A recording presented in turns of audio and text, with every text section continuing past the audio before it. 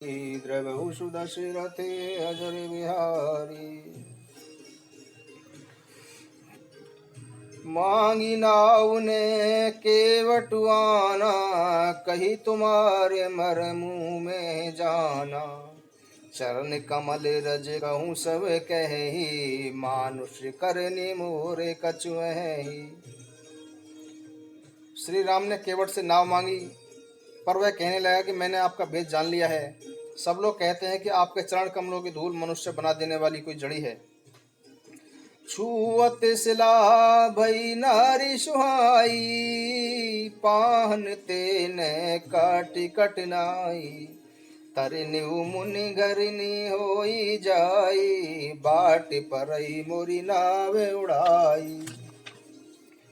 जिसे छूते ही पत्थर की शिला सुंदर स्त्री हो गई। मेरी नाव तो काठ की है, काठ पत्थर से कठोर नहीं होता। मेरी नाव भी मुनि की स्त्री हो गई तो मैं लुट जाऊंगा। आप पार न हो सकोगे और मेरा कमाने खाने का रास्ता भी रुक जाएगा। मैं तो इसी नाव के सहारे परिवार का पालन पोषण करता हूँ, दूसरा कोई धंधा नहीं जानता। अतः हे प्रभु, यदि आप अवश्य ही पार करना चाहते हो तो मुझे पहले अपने चरण कमल धोने की आज्ञा दें। हे नाथ, मैं चरणों को धोकर ही आपके नाव पर चढ़ाऊंगा। आपसे कुछ उतराई भी नहीं मुझे चाहिए। मुझे आपकी दुहाई और दशरथ जी की सौगंध है। मैं सच कह रहा हूँ, लक्ष्मण जी भले ही मुझे तीर मारें, पर जब तक मैं इन पैरों को न लूंगा तब तक मैं आपको पार नहीं उतारूंगा। केवट के प्रेम में लिपटे अटपटे वचन सुनकर श्री राम जी जानकी जी और लक्ष्मण जी की ओर देखकर हंसने लगे। कृपा सिंधु बोले मुस्काई, सोई करूं जही तब नाव न जाई। बेगियानु जल पाय पखारू, होते विलंबु उतारहि पारू। और केवट से मुस्कुराकर बोले कि भाई तू वही कर जिससे तेरी नाव बची रहे। तुरंत पानी ला और पैर धो ले, देर हो रही है, हमें पार उतार दी। एक बार जिनका नाम स्मरण करते ही मनुष्य भवसागर के पार उतर जाते हैं, और जिन्होंने वामन अवतार में 2 ही पग में त्रिलोकी को नाप लिया था, वही कृपालु श्री रामचंद्र जी गंगा जी से पार उतारने के लिए केवट की मुनहार कर रहे हैं। प्रभु के वचनों को सुनकर गंगा जी की बुद्धि मोह से खिंच गई थी। उन्हें पहचानकर गंगा जी भी हर्षित हो गई। उनका मोह नष्ट हो गया और वे हर्षित हो गई। केवट श्री रामचंद्र जी की आज्ञा पाकर कठौते में भरकर जल ले आया। अति आनंद उमगी अनुरागा, चरण सरोज पखारन लागा। बरसी सुमन सुर सकल सिहाई, यही सम पुण्य पुंज को नाई। अत्यंत आनंद और प्रेम की उमंग में भरकर वह भगवान के चरण कमल धोने लगा। सब देवता फूल बरसाने लगे कि इसके समान पुण्य क्या होगा। चरणों को धोकर और सारे परिवार सहित स्वयं उस चरणोदक को पीकर पहले और पितरों को भगवत सागर से पार किया। फिर आनंद पूर्वक श्री रामचंद्र जी को गंगा जी के पार ले चला। उतरी ठाणे भय सुरेसरी रेता, सिय राम गोहिलकन समेता। केवट उतरी दंडवत कीना, प्रभु ही सकुच एह नहीं कुछ दीना। निषाद राज और लक्ष्मण जी सहित श्री सीता जी और श्री रामचंद्र जी नाव से उतरकर गंगा जी की रेत में खड़े हो गए। तब केवट ने उतरकर उन्हें दंडवत प्रणाम किया। केवट को दंडवत करते देखकर श्री राम जी ने सोचा कि इसे कुछ दिया ही नहीं। तब पति के मन की बात जानकर सीता जी ने अपनी रतन जड़ित अंगूठी उतारी और श्री रामचंद्र जी ने केवट से कहा कि यह नाव की उतराई लो। केवट ने व्याकुल होकर उनके चरण पकड़ लिए और बोला कि हे नाथ, आज मुझे क्या नहीं मिल गया। आज मेरे दोष दुख और दरिद्रता सब नष्ट हो गए हैं। मैंने पर्याप्त समय तक मजदूरी की, लेकिन आज विधाता ने भरपूर मजदूरी दे दी है। अब कछु नाथ न चाहि मोरे, दीन दयाल अनुग्रह तोरे। फिर तिबार मोहि जो वै देवा, सो प्रसाद में शरीधर लेवा। हे नाथ, हे दीनदयाल, आपकी कृपा से मुझे अब कुछ नहीं चाहिए। लौटती बार में आप मुझे जो भी कुछ देंगे वही प्रसाद में से चढ़ा कर ले लूंगा। फिर वो श्री राम जी, लक्ष्मण जी और सीता जी ने बहुत आग्रह किया, पर केवट कुछ भी लेता नहीं था। तब करुणाधाम भगवान श्री रामचंद्र जी ने निर्मल भक्ति का वरदान देकर उसे विदा किया। फिर श्री रामचंद्र जी ने स्नान करके पार्थिव पूजा की तथा शिव जी को सिर झुकाया, और सीता जी ने हाथ जोड़कर गंगा जी से कहा कि हे माता, मेरा मनोरथ पूरा करें। पति देवर संग कुशल बहोरी, आई करो जही पूजा तोरी। सुनि सिय बिने प्रेम रस सानी, भई तब बिमल बारी बरबानी। ताकि मैं पति और देवर के साथ कुशल पूर्वक लौटकर तुम्हारी पूजा करूं। सीता जी की ऐसी प्रेम पगी विनती सुनकर गंगा जी के निर्मल जल में से श्रेष्ठ वाणी हुई। सुनु रघुवीर प्रिया बैदेही, तव प्रबाहु जग विदित न केही। लोक पहो ही बुलोकत तोरे, तो ही सेवही सब सिद्धि कर जोरे। हे जानकी, तुम्हारा प्रभाव संसार में किसे नहीं मालूम। तुम्हारे देखते ही लोग लोकपाल बन जाते हैं और सब सिद्धियां हाथ जोड़कर तुम्हारी सेवा करती हैं। तुम जो हमें बड़ी बिनिए सुनाई, कृपा कीनी मोहि दीन बढ़ाई। तदपि देव में देवी सीसा, सफल हो निहित निज बागीसा। तुमने मुझ पर कृपा की और मुझे समझा भी दिया कि मैं तो अपनी वाणी सफल होने के लिए तुम्हें आशीर्वाद दूंगी। तुम अपने पति और देवर के साथ कुशल पूर्वक अयोध्या लौटोगी, तुम्हारी सभी मनोकामनाएं पूरी होंगी और तुम्हारा यह संसार पर में छा जाएगा। गंगा जी के ऐसे वचन सुनकर सीता जी अति आनंदित हुई। तब श्री रामचंद्र जी ने निषाद राज से कहा कि अब तुम भी अपने घर जाओ। जिसे सुनते ही उसका मुख सूख गया और उसका हृदय जलने लगा। दीन बचन गुहु कह कर जोरी, बिने सुनहु रघुपल मुनि मेरी। नाते साथ रहूं पंथ दिखाई, कर दिन चार चरण सेविकाई। तब गुहु हाथ जोड़कर बोला कि हे रघुकुल शिरोमणि, मेरी विनती सुने। मैं आपके साथ रहकर रास्ता दिखाकर तथा 4 दिन इन चरणों की सेवा करने के बाद जिस वन में आप जाकर रहेंगे, मैं आपको पत्तों की कुटिया बना के दूंगा, और तब मुझे आप जैसी आज्ञा देंगे मैं वैसा ही करूंगा। उसके स्वाभाविक प्रेम को देखकर श्री रामचंद्र जी ने उसे साथ ले लिया। गुहु ने हृदय में बड़ा आनंद हुआ। निषाद राज ने अपनी जाति के लोगों को बुला लिया और उनको संतोष देकर विदा किया। तब श्री रघुनाथ जी, गणेश जी और शिव जी का स्मरण करके तथा गंगा जी को मस्तक झुकाकर निषाद राज, लक्ष्मण जी और सीता जी सहित वन को चले। उस दिन वृक्ष के नीचे निवास किया। लक्ष्मण जी और निषाद राज गृह ने विश्राम की सब व्यवस्था कर दी। श्री रामचंद्र जी ने प्रातःकाल की सब क्रियाएं करने के बाद तीर्थराज प्रयाग के दर्शन किए। सच वे सत्य श्रद्धा प्रिय नारी, माधव सरस में तो हितकारी। चारि पदारथ भरा भंडारू, पुण्य प्रदेश देश अति चारु। प्रयागराज का मंत्री सत्य है, श्रद्धा स्त्री है और माधव जी जैसे हितैषी मित्र हैं। धर्म, अर्थ, काम और मोक्ष, इन चारों पदार्थों से उसका भंडार भरा है तथा वह पुण्य में प्रांति उस राजा का सुंदर देश है। प्रयाग क्षेत्र दुर्गम, मजबूत और सुंदर गढ़ है, जिसे स्वप्न में भी पाप रूपी शत्रु नहीं प्राप्त कर सकते। समत तीर्थी उसके श्रेष्ठ वीर सैनिक हैं, जो पाप सेना को नष्ट कर देने वाले और रणधीर हैं।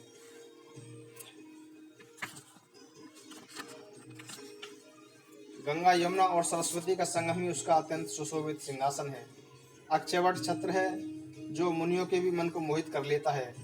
यमुना जी और गंगा जी की तरंगे उसके चंबर हैं, जिन्हें देखने से ही दुख, दारिद्र्य नष्ट हो जाता है। पापों को समूह रूपी हाथी के मारने के लिए सिंह रूपी प्रयागराज का प्रभाव कौन बता सकता है। ऐसे सुंदर तीर्थराज का दर्शन कर रघुकुल से श्री राम जी ने सुख प्राप्त किया। कहीं सिय लखनी सकहीं सुनाई, श्री मुख तीरथ राज बढ़ाई। करि प्रणाम दे कति बन बागा, कहते महात्म अति अनुरागा। उन्होंने अपने श्रीमुख से सीता जी, लक्ष्मण जी और मित्र निषाद राज घोह को तीर्थराज की महिमा सुनाई तथा प्रणाम करके वन तथा बगीचों को देखते हुए बड़े प्रेम से महात्म्य बताते हुए, एहि विधि आई बिलो की बेनी, सुमिरत सकल सुमंगल देनी, मुदित नहाई कीन शिव सेवा, पूजी जता विधि तीरथ देवा। श्री राम ने त्रिवेणी का दर्शन किया जो स्मरण मात्र से ही सुख देने वाली है। फिर त्रिवेणी में स्नान करके शिव जी की पूजा की और विधि पूर्वक तीर्थ देवताओं का पूजन किया। उसके बाद श्री राम जी भरद्वाज जी के पास पहुंचे। दंडवत करते हुए मुनि ने उन्हें अपने हृदय से लगा लिया। मुनि के मन का आनंद का तो ठिकाना नहीं था, मानो उन्हें ब्रह्मानंद की प्राप्ति हो गई हो। मुनीश्वर भरद्वाज जी ने श्री राम जी को आशीर्वाद दिया। उनके हृदय में अत्यंत आनंद हुआ कि विधाता ने सीता जी और लक्ष्मण जी समेत प्रभु श्री रामचंद्र जी के दर्शन कराकर मानो संपूर्ण पुण्यों के फल आंखों से सामने रख दिए। कुशल पूछकर मुनिराज ने उन्हें आसन दिए और प्रेम सहित पूजन किया। फिर अमृत के समान कंद, मूल और फल और अंकुर लाकर दिए। सीता जी, लक्ष्मण जी, घोह और श्री रामचंद्र जी ने उन सुंदर फल मूलों को अत्यंत रुचिपूर्वक खाया। थकावट दूर हो गई और श्री रामचंद्र जी सुखी हो गए। तब भरद्वाज जी उनसे बोले, हे राम, आपका दर्शन करते ही आज मेरा तप, तीर्थ सेवन और त्याग, जप, योग्य, वैराग्य सफल हो गया। मेरे शुभ साधनों का समुदाय सफल हो गया। लाभ और सुख की सीमा दूसरी कुछ नहीं है। आपके दर्शन से ही मेरी सब आशाएं पूर्ण हो गई। अब कृपा करके यह वरदान दीजिए कि आपके चरण कमलों में मेरा स्वाभाविक प्रेम रहे। जब तक मन, क्रम, वचन से छल छोड़कर मनुष्य आपका सेवक नहीं बनता, तब तक करोड़ों उपाय करने से भी स्वप्न में उसे सुख प्राप्त नहीं हो सकता। सुनी मुनि बचन राम सकुचाने, भावे भगति आनंद गानी, तब रघुबीर मुनि सुजसु सुहावा, कोटि भांति कहीं सबहि सुनावा। मुनि के वचन सुनकर तथा उनके भक्ति भाव के कारण आनंद से तृप्त हुए भगवान श्री रामचंद्र जी सच्चा गए। तब उन्होंने भारद्वाज मुनि का सुंदर सुयस अनेक प्रकार से सबको सुनाया। वे बोले कि हे मुनीश्वर, जिसे आप आदर दें वही बड़ा है और वही सब गुणों की खान है।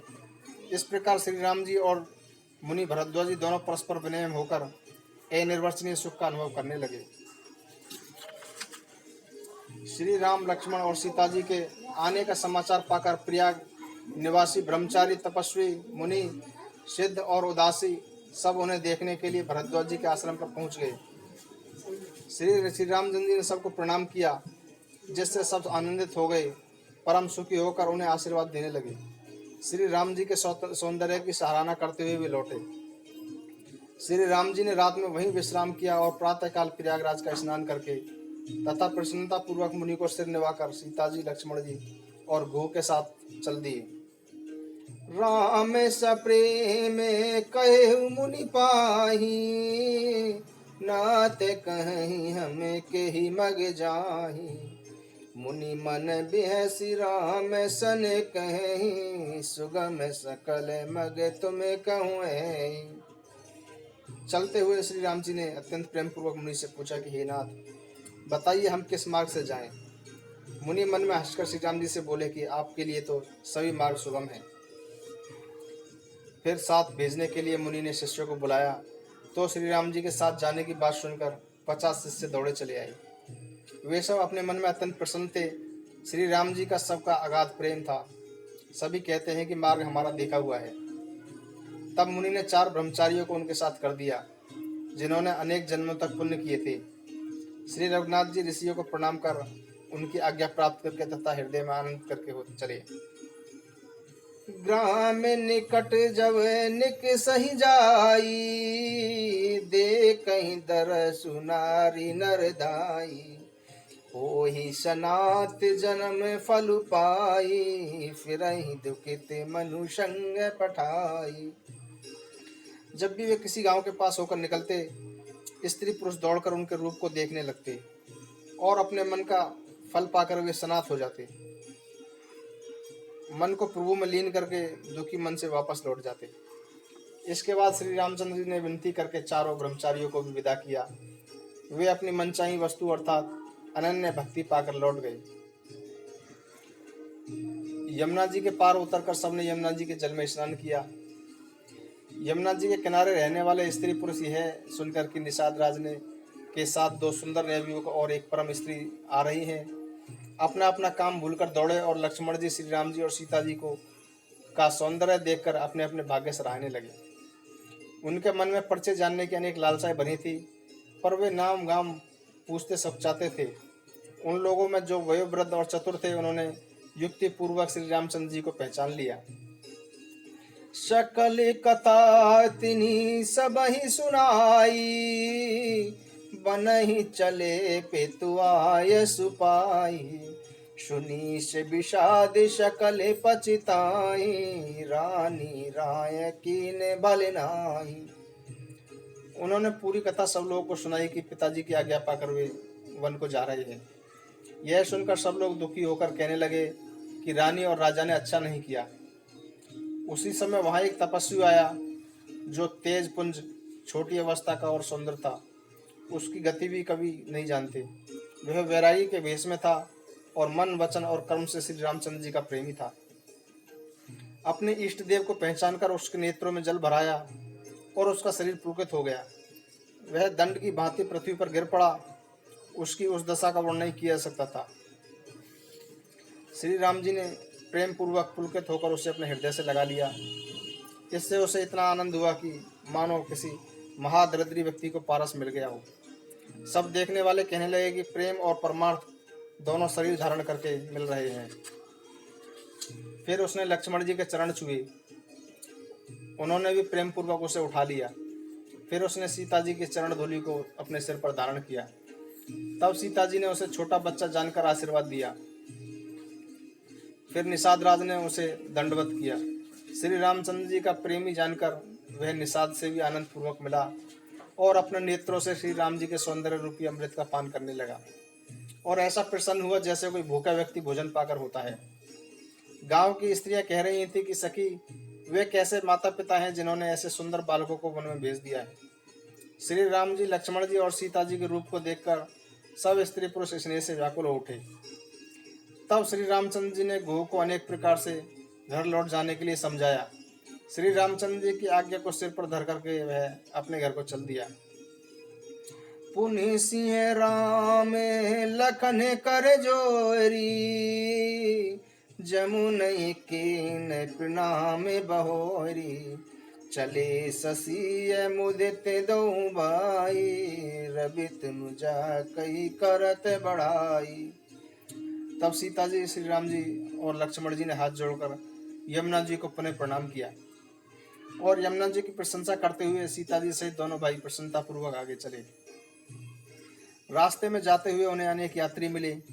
वे दोनों भाइयों को देखकर उनसे प्रेम पूर्वक कहते थे कि तुम्हारे अंगों में राज चिन्ह देखकर हम सोच में लग जाते हैं। ये राज चिन्ह होते हुए भी तुम पैदल ही चल रहे हो। हम समझते हैं कि ज्योतिष शास्त्र भी झूठा है।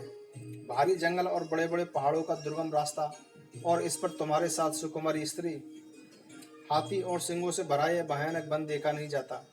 यदि आज्ञा दे तो हम साथ चलें। आप जहाँ तक जाएंगे वहाँ तक पहुँचाकर आपको प्रणाम करके हम लौट आएंगे। इस प्रकार वे यात्री प्रेमवश पुलकित शरीर हो नेत्रों में प्रेमाश्रु भरकर पूछते हैं, किंतु श्री रामचंद्र जी अत्यंत विनय युक्त कहकर उन्हें लौटा देते हैं।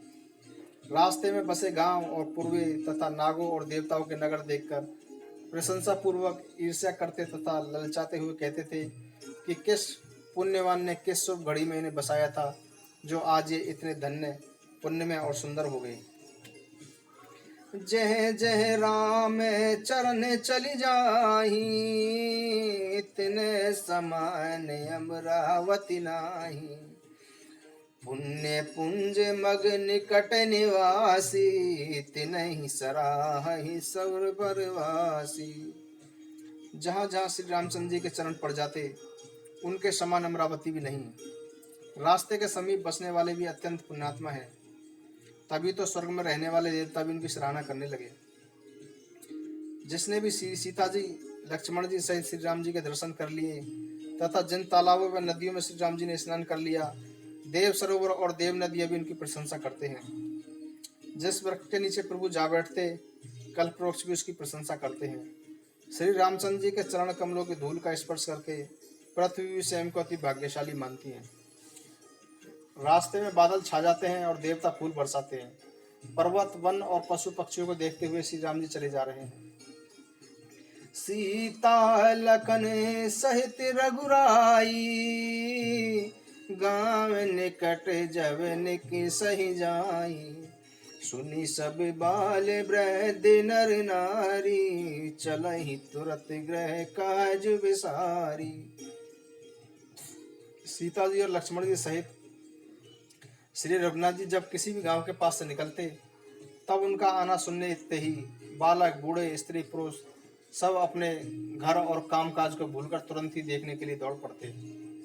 श्री राम, लक्ष्मण और सीता जी का रूप देखकर वे सुखी होते। दोनों भाइयों को देखकर सब प्रेमानंद में मग्न हो गए। उनके नेत्रों में जल भर आया और उनके शरीर पुलकित हो उठे। उनकी दशा वर्णन नहीं की जाती, मानो दरिद्रों को चिंतामणि की ढेर मिल गई हो।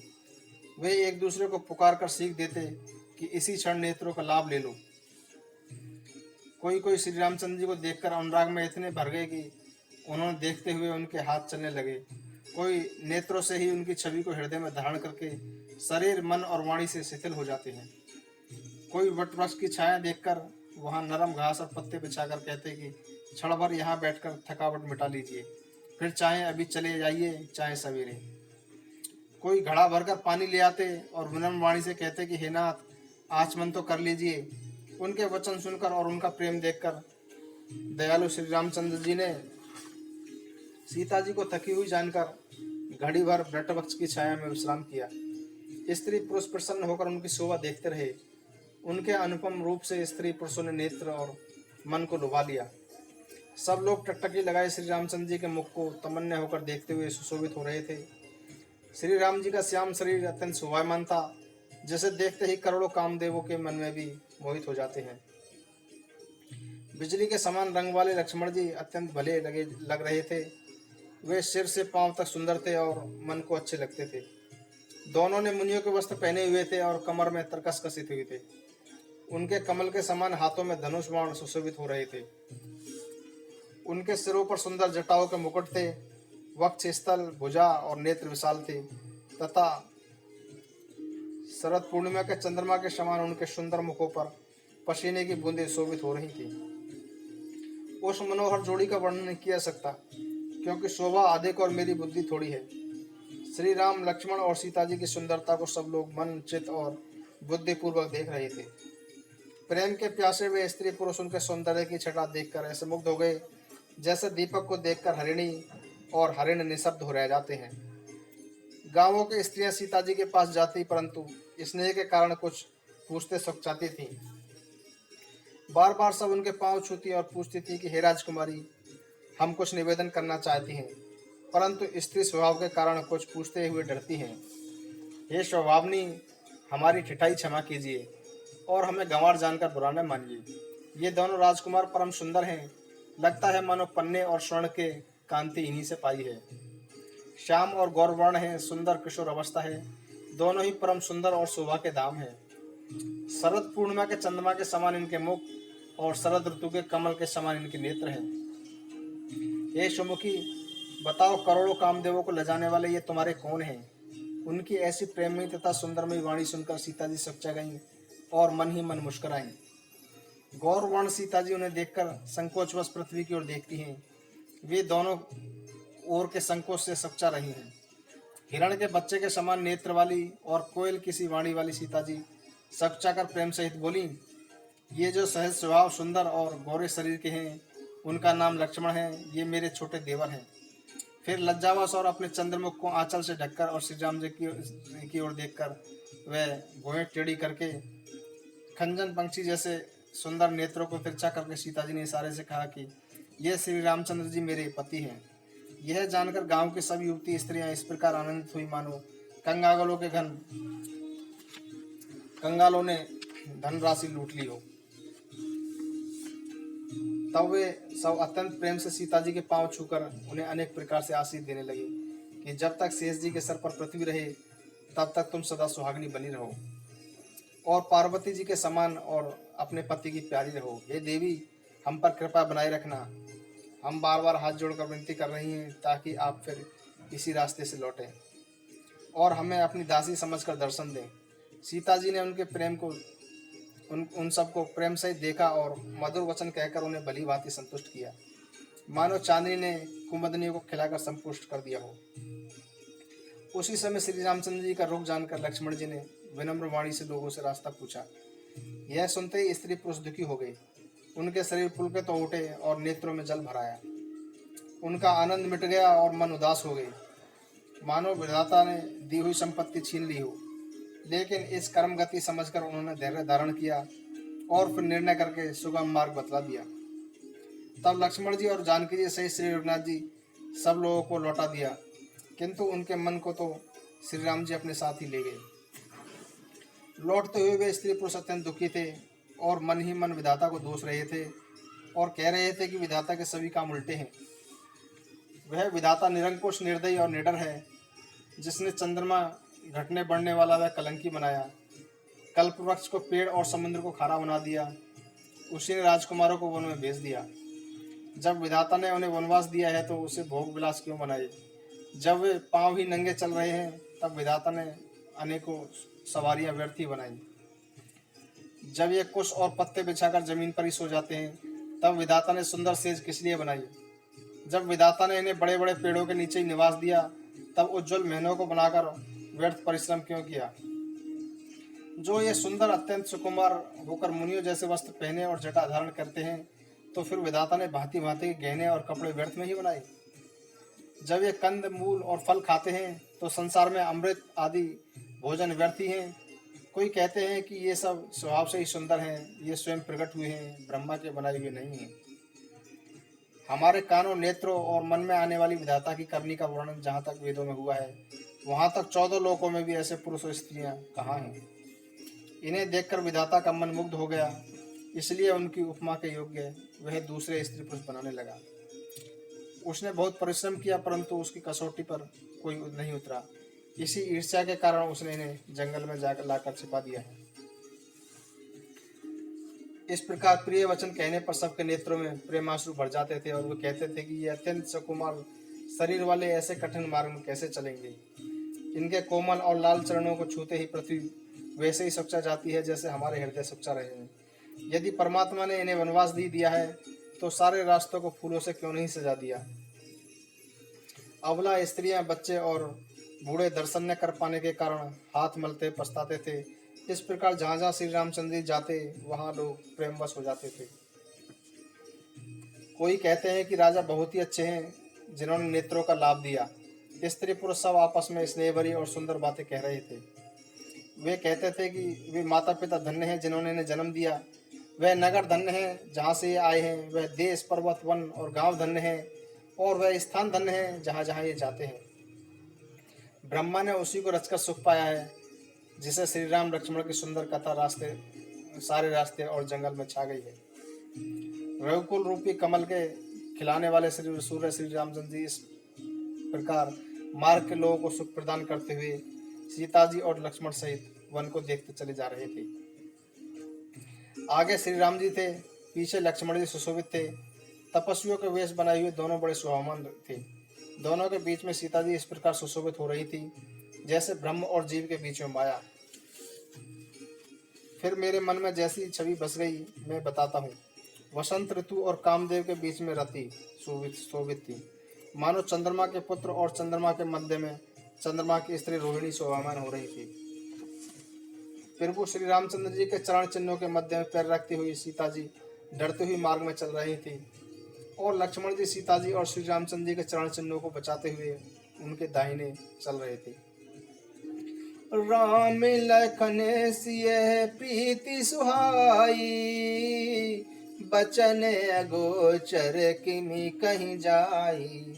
खग मृग मगन देख छवि होई, लिए चोरी चित राम बटोई। श्री राम जी, लक्ष्मण जी और सीता जी की प्रीति कैसे कही जा सकती है? पक्षी और पशु भी उस छवि को देखकर मग्न हो रहे थे।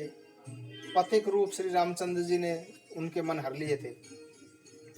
सीता जी सहित दोनों भाइयों को जिन जिन लोगों ने देखा, उन्होंने जन्म मृत्यु रूपी संसार में भटकने का भयानक मार्ग बिना किसी परिश्रम के ही तय कर लिया। वे आवागमन के चक्र से छूटकर मुक्त हो गए। आज भी जिसके हृदय में स्वप्न में भी सीता राम लक्ष्मण तीनों बटोई आ बसे, तो उसे भी श्री राम के परम धाम का वह मार्ग मिल जाएगा जिसे कभी कोई बिरले मुनि ही पाते हैं।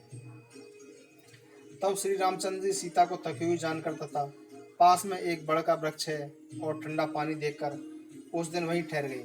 कंद मूल फल खाकर रात भर वहां रहकर प्रातःकाल स्नान आदि से निवृत्त होकर वे आगे चले। देखत बने शर सैली सुहाए, वाल्मीकि आश्रम प्रभु आए। राम देख मुनि बासु सुहावन, सुंदर गिरि कानन जल पावन। सुंदर वन, तालाब और पर्वत को देखते हुए श्री रामचंद्र जी वाल्मीकि जी के आश्रम में पहुंचे। श्री रामचंद्र जी ने देखा कि मुनि का निवास अति सुंदर था, जहाँ पर्वत, वन और पवित्र जल था। सरोवर में कमल खिले हुए थे, वनों में वृक्ष फल फूल रहे थे, फूलों का रस पीकर मस्त हुए भंवरे गुंजन कर रहे थे। अनेक पशु पक्षी कोलाहल कर रहे थे तथा बिना किसी वैर भाव के प्रसन्न मन से वहां विचरण कर रहे थे। उस पवित्र और सुंदर आश्रम को देखकर श्री रामचंद्र जी प्रसन्न हो उठे। श्री राम जी का आगमन सुनकर मुनि वाल्मीकि जी उन्हें लेने के लिए आगे आए। मुनि कहूँ राम दंडवत कीना, आशीर्वाद बे प्रबर दीना। देखी राम छवि नैन जुड़ाने, करिशन मानु आश्रमी आने। श्री राम ने मुनि जी को दंडवत किया तो मुनि ने उन्हें आशीर्वाद दिया। श्री रामचंद्र जी की छवि को देखकर मुनि के नेत्र शीतल हो गए और तब मुनि सम्मान पूर्वक उन्हें आश्रम में ले आए। श्रेष्ठ मुनि वाल्मीकि जी ने प्राण प्रिय अतिथियों को पाकर उनके लिए मधुर कंद मूल और फल मंगवाए। श्री सीता जी, लक्ष्मण जी और श्री रामचंद्र जी ने फलों को खाया। तब मुनि ने उन्हें आश्रम में विश्राम करने के लिए सुंदर स्थान बतला दिए। श्री राम जी की मंगल मूर्ति को देखकर वाल्मीकि जी के मन में बड़ा भारी आनंद हो रहा था। तब श्री रघुनाथ जी कमल सदृश अपने हाथों को जोड़कर कानों को सुख देने वाले मधुर वचन बोले। तुम त्रिकाली दर्शी मुनिनाथा, बेस्व बदर जिमे तुम रे हाथा। अशि कहीं प्रभु शव कथा बकनी, जय जय बाती दीने बनुरानी। हे मुनि, आप त्रिकालदर्शी हैं। संपूर्ण विश्व आपके लिए हथेली पर रखे हुए बेर के समान है। ऐसा कहकर श्री रामचंद्र ने जिस प्रकार से रानी कैकेयी ने वनवास दिया, वह सब कथा उन्हें विस्तार पूर्वक सुनाई और बोले कि हे प्रभु, पिता की आज्ञा का पालन, माता का हित और भरत जैसे भाई का राज्य होना और फिर मुझे आपके दर्शन होना, यह सब मेरे पुण्यों का ही प्रभाव है। हे मुनिराज, आपके चरणों का दर्शन करने से आज मेरे सब पुण्य सफल हो गए। अब जहाँ आपकी आज्ञा हो, जहाँ किसी भी मुनि को उद्वेग न हो, क्योंकि जिनसे मुनि और तपस्वी दुखी हो जाते हैं, वे राजा बिना अग्नि के ही जलकर भस्म हो जाते हैं। ब्राह्मणों का संतोष ही मंगल मूल और ब्राह्मणों का क्रोध करोड़ों कुलों को भस्म कर डालता है। अतः ऐसा समझकर वह स्थान बताइए जहाँ मैं लक्ष्मण और सीता सहित सुंदर पत्तों और घास की कोठी बनाकर कुछ समय तक निवास कर सकूं। सहज सरल सुनी रघुवर बानी, साधु साधु बोले मुनि ज्ञानी। कसने कहूँ अस रघुकुल के तू, तुम पालक संतत श्रुति से तू। श्री राम जी के ऐसी सहज और सरल वाणी को सुनकर मुनि वाल्मीकि जी बोले कि हे रघुकुल के ध्वजा स्वरूप, आप धन्य हैं। आप ऐसा क्यों न कहेंगे, आप सदा ही वेद मर्यादा का पालन करते हैं।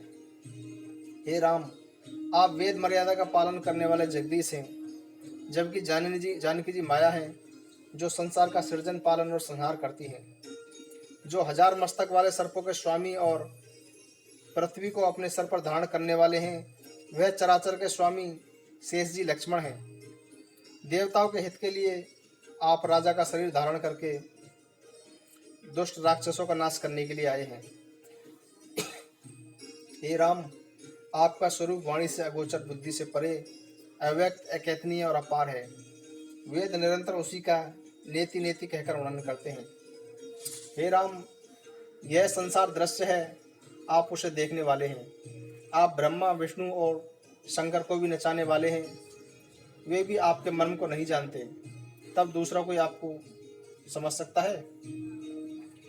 आपको वही जान सकता है जिसे आप चाहते हैं, और आपको जानते ही वह आपके जैसा ही बन जाता है। हे रंगनंदन, हे भक्तों के हृदय को शीतल करने वाले चंदन, आपकी कृपा से ही भक्त आपको जान पाते हैं। आपकी देह चिंतामणि है और सब विकारों से रहित है।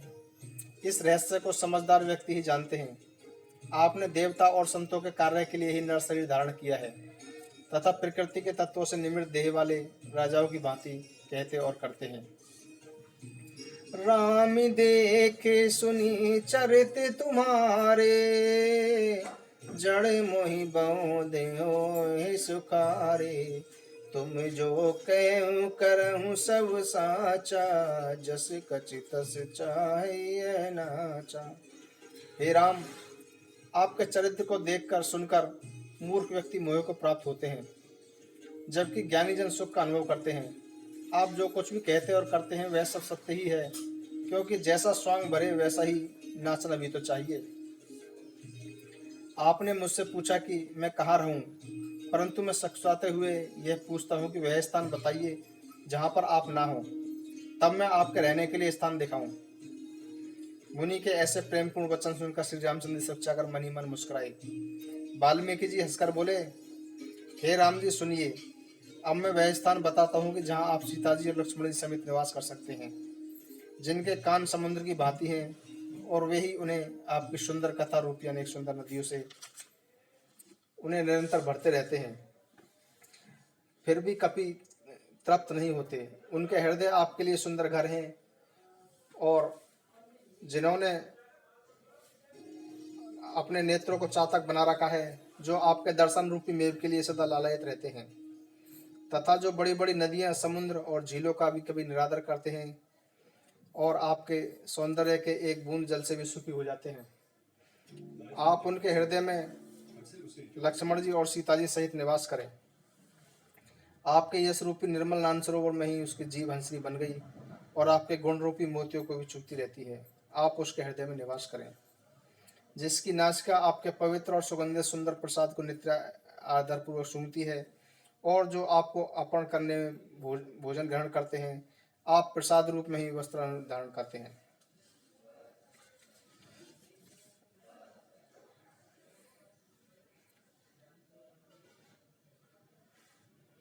चरण राम तीरथ चल जाई, राम बसहु तिनके मन माही।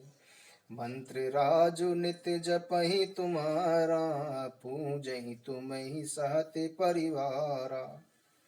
तथा जिनके चरण आपके तीर्थों में जाते हैं, हे राम जी, आप उनके मन में निवास कीजिए, जो नित्य आपके मंत्र राज को जपते हैं और परिवार सहित आपकी पूजा करते हैं, जो अनेक प्रकार से तर्पण और यज्ञ करते हैं, तथा ब्राह्मणों को भोजन कराकर दान देते हैं, तथा जो गुरु को हृदय में आपसे भी बड़ा जानकर सब प्रकार से सम्मान सहित उनकी सेवा करते हैं, और ये सब कर्म करके भी एकमात्र यही फल मांगते हैं कि श्री रामचंद्र जी के चरणों में हमारी प्रीति रहे। उन लोगों के मन रूपी मंदिरों में सीता जी और आप दोनों निवास कीजिए, जिनके मन में काम, क्रोध, मद, अभिमान और मोह, क्षोभ, लोभ, राग, द्वेष, कपट, दंभ और माया नहीं है। हे श्री राम, आप उनके हृदय में निवास कीजिए। सबके प्रिय, सबके हितकारी, दुख सुख सरेस प्रशंसा गारी। कहीं सत्य प्रिय बचन बेचारी, जागत सोवत शरण तुम्हारी। जो सबके प्रिय और सबका हित करने वाले हैं, जिन्हें दुख सुख प्रशंसा और निंदा सम्मान प्रतीति होते हैं, जो विचार कर ही सत्य प्रिय वचन बोलते हैं, और जो सोते जागते ही आपकी शरण में रहते हैं, और आपको छोड़कर जिनका कोई दूसरा सहारा नहीं है, हे राम जी, आप उनके मन में निवास कीजिए।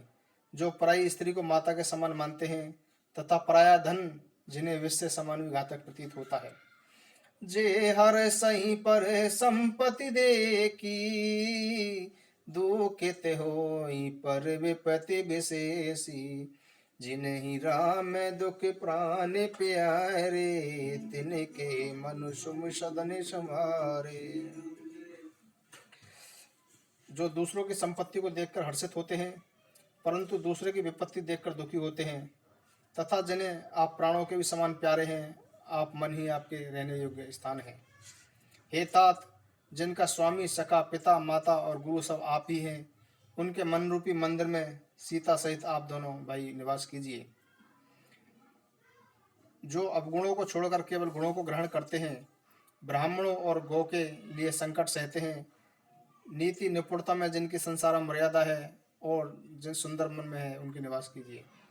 अब गुण तजी सबके गुण गही, बेप्रुदेन हित संकट सही। नीति निपुण जिनहि कैली का, घर तुम्हारे तिन कर मुनि का। काम को मद मान न मोहा, लोभ न चोभ न राग न द्रोहा। जिनके कपट दम्भ नहीं माया, तिनके हृदय बसहु रघुराया। जिनके मन में काम, क्रोध, मद, अभिमान, मोह, लोभ, राग, दम्भ, माया नहीं है, हे श्री राम, आप उनके हृदय में निवास कीजिए। गुण तुम्हारे समुझहि निज दोषा, जहि सब बाति तुम्हारे भरोसा। राम भगत प्रिय लागहि जेहि, तेहि उर बसहु सहित बैदेहि। जो गुणों को आपका और दोषों को अपना समझता है, जिसे सब प्रकार से आपका भरोसा है और जिसे राम भक्त प्यारे लगते हैं, उसी के हृदय में आप सीता सहित निवास कीजिए। जाति पाति धनु धर्म बढ़ाई, प्रिय परिवार सदन सुखदाई। सब तजी तुम्हि रहि उर आई, तेहि के हृदय रहु रघुराई। जाति पाति धन धर्म बढ़ाई, सह परिवार और सुख देने वाला घर, इन सबको छोड़कर जो केवल आपको ही हृदय में धारण किए रहता है, हे रघुनंदन, आप उसके हृदय में निवास कीजिए। शरगु नरकु अप बरगु समाना, जह तह देख धरे धरुबाना। कर्म बचन मन राउर चेरा, राम करहु तेहि के उर डेरा। जिनकी दृष्टि में स्वर्ग, नरक और मोक्ष समान है, क्योंकि वे सब जगह केवल आपको ही देखता है, और जो मन, वचन और कर्म से आपका दास है, हे राम जी, आप उसके हृदय में निवास कीजिए। जिसको कभी कुछ नहीं चाहिए, जो स्वाभाविक रूप से ही आपको प्रेम करता है, आप उसके मन में निवास कीजिए, वही आपका निवास का स्थान है। यही विधि मुनि बर भवन दिखाए, बचन से प्रेम राम मन भाई। कहे मुनि सुनहु भानु कुल नायक, आश्रम कहूँ समय सुखदायक। इस प्रकार वाल्मीकि जी ने श्री रामचंद्र जी को उनके योग्य निवास स्थान बता दिए। उनके प्रेमपूर्ण वचन श्री राम जी को अच्छे लगे। फिर मुनि बोले कि हे सूर्य कुल के स्वामी, सुनिए, अब मैं इस समय के लिए निवास स्थान बतलाता हूँ। चित्रकूट गिरि करहु निवासु, तह तुम्हारे शब भाति सुपाशु। शैलु सुहावन कानन चारु, करि केहरी मृग बेग बिहारू। आप चित्रकूट पर्वत पर निवास कीजिए, वहाँ आपके लिए हर प्रकार की सुविधा उपलब्ध है। वहाँ सुहावना पर्वत है, सुंदर वन है, तथा वह हाथी, सिंह, हरिण और पक्षियों का विहार स्थल है। वहाँ पवित्र नदी है, जिसकी पुराणों ने भी प्रशंसा की है, और जिसको अत्रि ऋषि की पत्नी अनुसुईया जी ने अपने तपोबल से लाई थी। वह गंगा जी की धारा है और उसका नाम मंदाकिनी है। वह सब पापों को नष्ट कर देने वाली है। अत्रि आदि अनेक श्रेष्ठ मुनि वहाँ निवास करते हैं, जो योग, जप और तप करते हुए शरीर को बनाए रखते हैं। हे राम जी, आप वहाँ जाकर सबके परिश्रम को सफल कीजिए, तथा पर्वत श्रेष्ठ चित्रकूट को भी गौरव प्रदान कीजिए। जब महामुनि वाल्मीकि जी ने चित्रकूट की अपरिमित महिमा बताई तो सीता जी सहित दोनों भाइयों ने आकर श्रेष्ठ नदी मंदाकिनी में स्नान किया।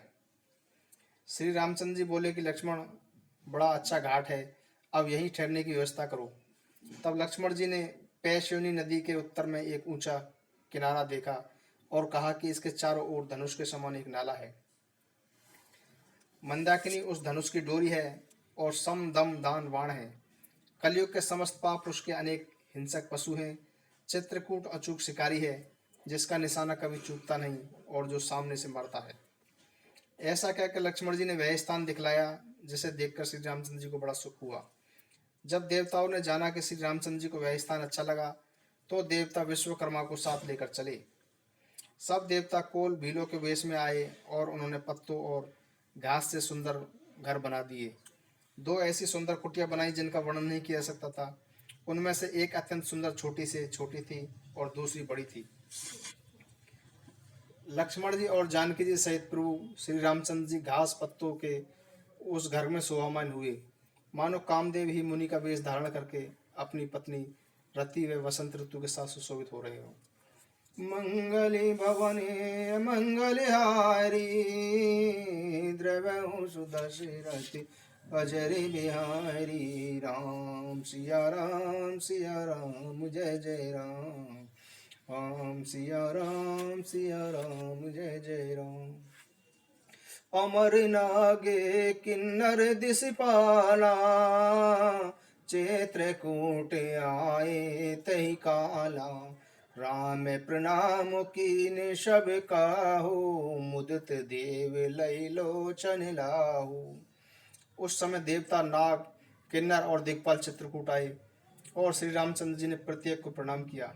देवता भी उन्हें देखकर आनंदित हुए। फूलों की वर्षा करके सभी देव बोले कि हे नाथ, आज आपका दर्शन करके हम स्नात हो गए। फिर विनती करके उन्होंने अपने ऐसा दुख सुनाए तथा आश्वासन पाकर और आनंदित होकर अपने अपने स्थानों को चले गए। श्री रघुनाथ जी चित्रकूट में आ बसे हैं, यह समाचार सुनकर अनेक मुनि वहां आए। तब श्री रामचंद्र जी ने मुदित मुनि मंडली को देखकर दंडवत प्रणाम किया। मुनिगण श्री राम जी को हृदय से लगा रहे थे और सफल होने के आशीर्वाद दे रहे थे। वे सीता जी, लक्ष्मण जी और श्री राम जी को देखकर अपने सभी साधनों का सफल हुआ मानने लगे। श्री रामचंद्र जी ने यथा योग्य सम्मान करके मुनि मंडली को विदा किया। वे सब अपने अपने आश्रम में स्वतंत्रता पूर्वक योग जप और यज्ञ और तप करने लगे। यह समाचार जब कोल भीलों को भी मिला तो वे भी ऐसे हर्षित हुए मानो कि 9 निधियां उनके घर आ गई हों। वे दोनों में कंद फूल फल भरकर चले और मानो दरिद्र सोना लूटने चल पड़े हों। उनमें से दोनों भाइयों को पहले देख चुके थे। दूसरे लोग रास्ते में जाते हुए उनसे पूछ रहे थे। इस प्रकार श्री रामचंद्र की सुंदरता कहते कहते सबने वहां पहुंचकर श्री राम जी के दर्शन किए। अपनी अपनी भेंट वे ले आकर रखकर अत्यंत प्रेम पूर्वक प्रभु को देखते और मुग्ध होकर जहाँ के तहाँ मानो चित्रलेखित से खड़े रहते। उनके शरीर पुलकित थे और नेत्रों से प्रेमाश्रु बह रहे थे। राम स्नेह मगन सब जाने कही प्रिय वचन सकल सन्माने। प्रभु ही जोहारी बहोरी बहोरी बचन विनीत कही कर जोरी। श्री राम जी ने उनको सबको प्रेम मग्न मानकर और प्रिय वचन कहकर सबका सम्मान किया। वे बार बार श्री रामचंद्र जी को हाथ जोड़कर अत्यंत विनम्र होकर बोले कि हे नाथ, आपके चरणों के दर्शन पाकर हम सब सनात हो गए हैं। हे कौशलराज, हमारी ही भाग्य से आप यहाँ पधारे हैं। हे नाथ, हे वे पृथ्वी वन मार्ग और पहाड़ धन्य हो जाएं जहाँ आपके चरण कमल पड़े। वन में विचरण वाले पशु पक्षी भी धन्य हैं जिनका जन्म आपको देखकर सफल हो गया। हम सब भी अपने परिवार सहित धन्य हैं जिन्होंने नेत्र भरकर आपका दर्शन किया। आपने इसे अत्यंत अच्छा समझकर यहाँ निवास किया है। यहाँ आप सभी ऋतुओं में सुखी रहेंगे। हम लोग हाथी, सिंह, सर्प, बाघों से बचाकर सब प्रकार से आपकी सेवा करेंगे। हे प्रभु, यहाँ के बीहड़ वन, पहाड़, गुफाएं और दर्रे अर्थात सब चप्पा चप्पा हमारा देखा हुआ है। हम उन सभी स्थानों पर आपको शिकार खिलाएंगे और तालाब, झरने आदि जलाशय भी दिखाएंगे। हम कुटुंब सहित आपके सेवक हैं हे नाथ, इसलिए हमें आज्ञा देने में संकोच न करें। जो वेदों के वचन तथा मुनियों के मन को भी अगम है, ऐसे करुणाधाम प्रभु श्री रामचंद्र जी उन भीलों के वचन इस प्रकार सुन रहे थे, जैसे कोई पिता बालकों के वचन सुन रहा हो। राम ही केवले प्रेम प्यारा, जान ले जो जान निहारा। राम सकल बन चर तस तोषे, कही मृदु वचन प्रेम परिशोषे। श्री रामचंद्र जी को केवल प्रेम प्यारा है, जो जानना चाहते हो वह जान लें। तब श्री रामचंद्र जी ने प्रेम पूर्वक वचन कहकर उन सब वन में विचरण करने वालों को संतुष्ट किया और उन्हें विदा किया। वे सिर निभाकर चले गए और प्रभु का गुणगान करते हुए घरों को लौट चले। मंगली भवनी अमंगल हारी, द्रव्यों सुदशरथी अजय बिहारी। राम सिया राम जय जय राम। राम सिया राम जय जय राम।